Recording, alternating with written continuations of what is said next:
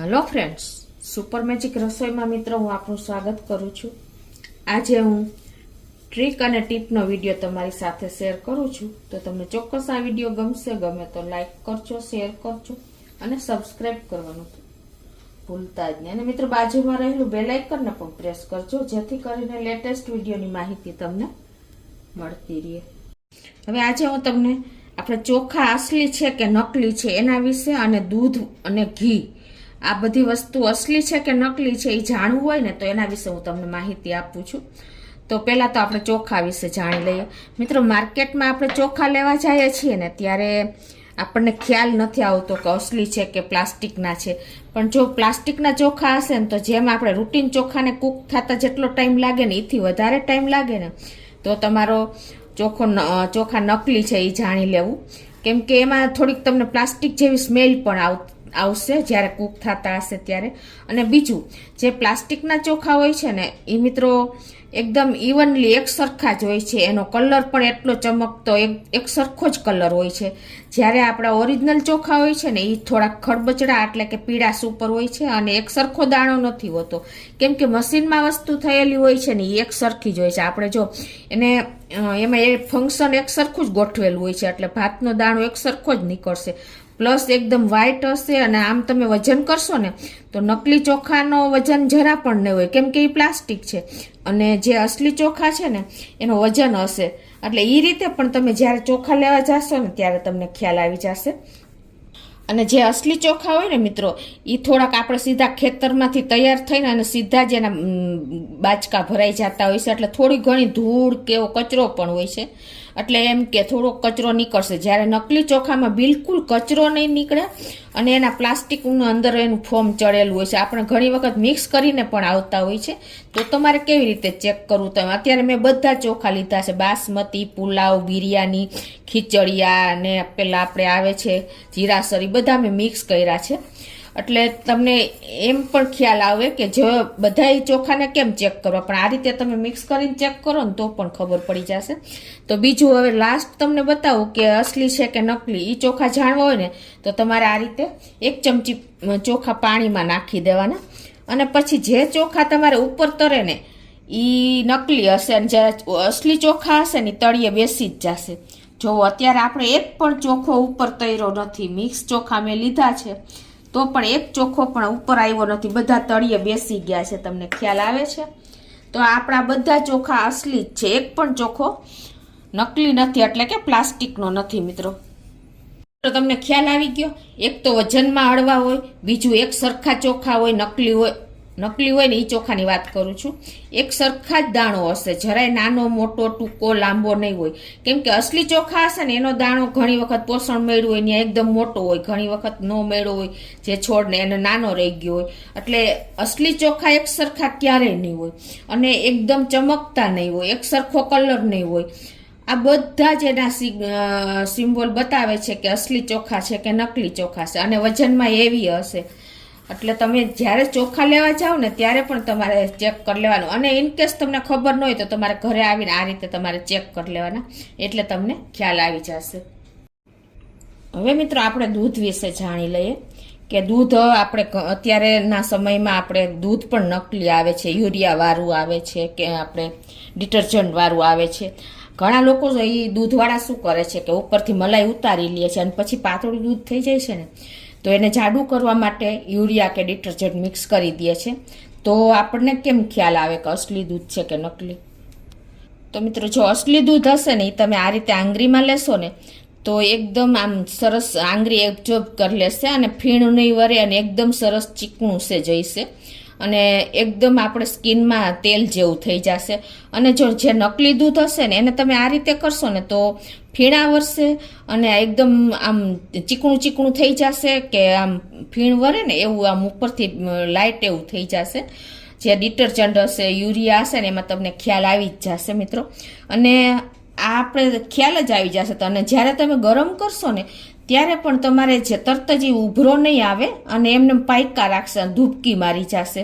ઉભરો તો આવશે જ નહીં. ડિટર્જન્ટ વાળું દૂધ હશે ને જ્યારે ચોખ્ખું દૂધ હશે ને એ ઉકળશે ને ત્યારે પણ તમને દૂધની સ્મેલ આવશે અને એનો ઉફાણો પણ આવશે. અને ત્રીજું, આ સિવાય તમારે જાણવું હોય કે અસલી કે નકલી દૂધ છે તો એ તમને આગળ જણાવું. ત્યારે મિત્રો મેં દૂધ લીધા, 2 દૂધ લીધા છે. એક આ અસલી દૂધ છે અને આ નકલી દૂધ છે. અને એને હવે તમારે જાણવું હોય ને કે કયું અસલી છે ને કયું નકલી છે તો તમારે શું કરવાનું, દૂધમાં થોડુંક તમારે હળદર પાવડર નાખી દેવાનું. જો આ રીતે તમે હળદર પાવડર નાખીને અને મિક્સ કરશો ને 2 દૂધમાં એટલે તમને ખ્યાલ આવી જશે. તો હવે જો 2માં આપણે હળદર નાખી દીધી. હવે તમે આ દૂધને હલાવશો ને એટલે એવું ને એવું આપણું યલો દૂધ એટલે કે પીળા કલરનું દૂધ રહેશે, હળદર જેવું. અને આ દૂધને તમે હલાવશો ને એટલે લાલ થઈ જશે. જુઓ મિત્રો, તમને ખ્યાલ આવે છે? તો આ રીતે જો લાલ કલર એકદમ આવી જશે. જોયું તમે? આ નકલી દૂધ છે. આમાં યુરિયા અને ડિટર્જન્ટ મિક્સ હોય છે, જે આપણે ડેરીએથી કે 2 કોથળી લઈએ છીએ ને એમાં આવી જાય છે. અને આ અમે ગાયનું દૂધ દોવડાવીને લઈએ છીએ. તો જો 2 દૂધમાં કેટલો ફરક લાગે છે. જો આ એકદમ લાલાશ ઉપર આવી ગયું. જોયું તમે? એટલે યુરિયા છે કે ડિટર્જન્ટ છે એ તમને આ રીતે પણ ખ્યાલ આવી જશે. અને મિત્રો હવે આ લોકો એવા તૈયાર થઈ ગયા છે ને કે તમને યુરિયા ડિટર્જન્ટ નાખીને એવી રીતે તૈયાર કરે છે ને કે તમે આ રીતે ખ્યાલ પણ નહીં આવે. આ રીતે હળદરનો પ્રયોગ કરશો ને તોય તમને ખ્યાલ નહીં આવે. તો એના માટે તમારે શું કરવાનું કે આપણે મેડિકલમાં આયોડીન મળે છે. તમે આયોડીન જે સોલ્યુશન છે ને એ તમે દૂધમાં સેજ નાખશો ને તો તરત જ, જો નકલી દૂધ હશે ને તો બ્લુ કલર પકડી લેશે અને અસલી દૂધ હશે ને તો કાંઈ પણ નહીં થાય. આ એક તમારે છેલ્લું સોલ્યુશન છે મિત્રો. એટલે આ રીતે પણ દૂધને તમે ઓળખી શકશો. હવે મિત્રો આપણે ઘી વિશે જાણવાનું છે કે ચોખ્ખું ઘી છે કે નકલી ઘી છે. તો એના માટે તમારે આવી રીતે હુંફાળું પાણી લઈ લેવાનું છે. તો આ રીતે આપણે ગ્લાસમાં થોડુંક હુંફાળું પાણી લઈ લેવાનું છે. અને હવે તમારે ઘીને જાણવું હોય તો આ રીતે તમે જાણી શકો છો કે આપણે હુંફાળા પાણીમાં ઘી નાખી દેવાનું છે.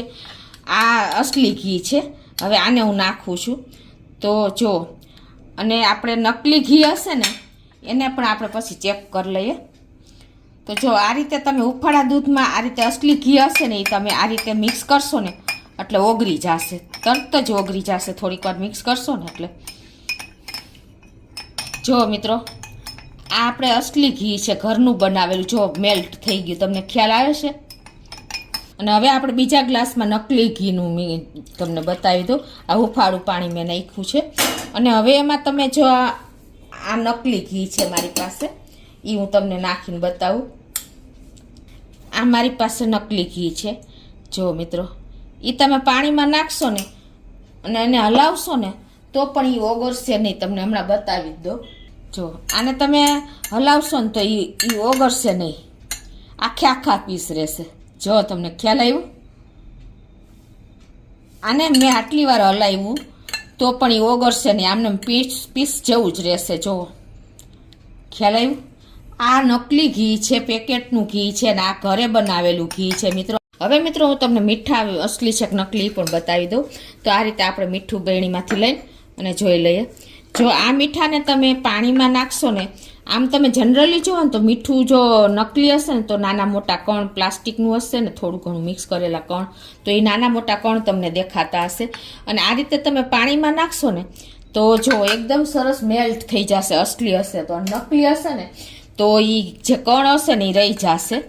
આ રીતે તમે પાણી ભરીને મિક્સ કરો ને તો તમને ખ્યાલ આવી જશે.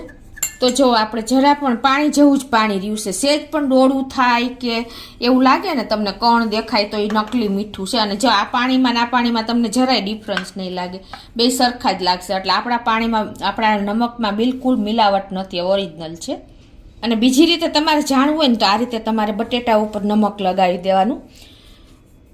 અને પછી તમને બતાવી દઉં કે આવી રીતે 2 બટેટામાં નમક લગાવીને અને પછી તમારે એની ઉપર લીંબુનો રસ નાખી દેવાનો, સેજ ટીપું.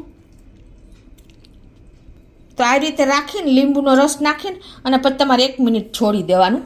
તો મિત્રો જો આપણે મિનિટ થઈ ગઈ છે, 1 મિનિટ થઈ ગઈ, પણ જરાય કાંઈ તફાવત નથી આવ્યો, કાંઈ ફેરફાર નથી થયો. એટલે આપણું મીઠું એકદમ ઓરિજિનલ જ છે, કાંઈ મિલાવટ નથી. જો મિલાવટ હશે ને તો તમારે 1 મિનિટ પછી તરત જ બ્લુ કલર કે બ્રાઉન કલર બટેટામાં દેખાશે. આ રીતે લીંબુને આપણે મીઠું નાખ્યું ને એમાં આ કોઈ પ્રોસિજર થઈ નથી, એટલે આપણું મીઠું અસલી જ છે મિત્રો. તો મિત્રો આજે તમને મેં ચોખા, ઘી, દૂધ અને મીઠાની જે અસલી નકલીની તમને તફાવત જણાવી દીધો. તો ચોક્કસ તમને મિત્રો આ વિડીયો ઉપયોગી થશે. ગમે તો લાઈક કરજો, શેર કરજો અને સબસ્ક્રાઈબ કરવાનું તો ભૂલતા જ નહીં.